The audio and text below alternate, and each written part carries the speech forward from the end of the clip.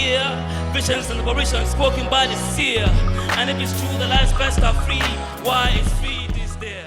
Sami Hassan, also known as Sage, a spoken words guru and writer for many columns and papers, has turned fully to his poetry and has even written his first novel called The Dream Maker, the first of a sequel. The storm comes when the sky and the sea become one. In an interview with Hip TV, he speaks about how he became a poet. It's hip because they make you hop. The time I really came across spoken word was in 1985. I was a little kid watching television with my mother, and the Reggae Sunsplash was going on. And suddenly this guy comes on stage. All reggae artists were singing. Then this particular guy comes on stage and he's doing something different.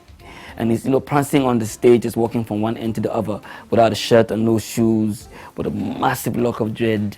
And he's saying, "Ain't no good to live in a white man country too long." Then he says, "Blacks in England, what is your plan?" So I was just caught by his act. And I asked my mom, "What is he doing?" And she says, "I'm not sure, but it looks like he's reciting a poem." And a year later, I started to write poetry like that particular dude, Motabaruka. I started writing the same kind of poetry in the same kind of pattern, in the same Jamaican lingo, and for me that was actually the first time that I started doing spoken word poetry in '86. But I didn't call it that then, I called it Dobes. But in the early 2000s, I started coming across poets who did what that man was doing in English. And I realized the connection, so I said, okay, good, start to do it this way. And that's actually how I started. But professionally, I took off as a spoken word poet in 2005. The new author told us about his novel. My book is titled Dream Maker.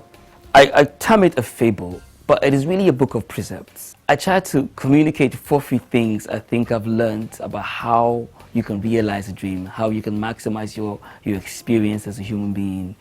And so I put it in the story of an older guy who lives in a mythical city called Saga, built by King Solomon like 4,000, 5,000 years, some thousands of years ago.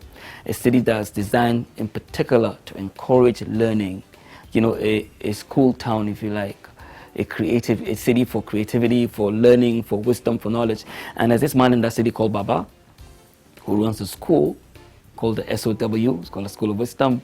He has students there who coming from when they're 30s, like a university, but a university where you are taught how to maximize your potential. You're not taught a subject, you're not made a professional, you are made to maximize yourself so you can go out and be the best of you that you can be. So the lessons in this book are the lessons he's using to teach his students. But in this case, he's teaching a particular younger student, young ward, who's like in his teenage.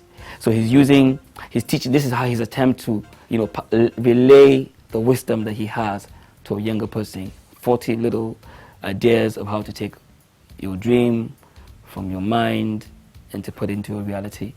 This is what the book is about. So go grab a copy at your nearest store. It's hip because they make you hop. When we flip, we do not flop.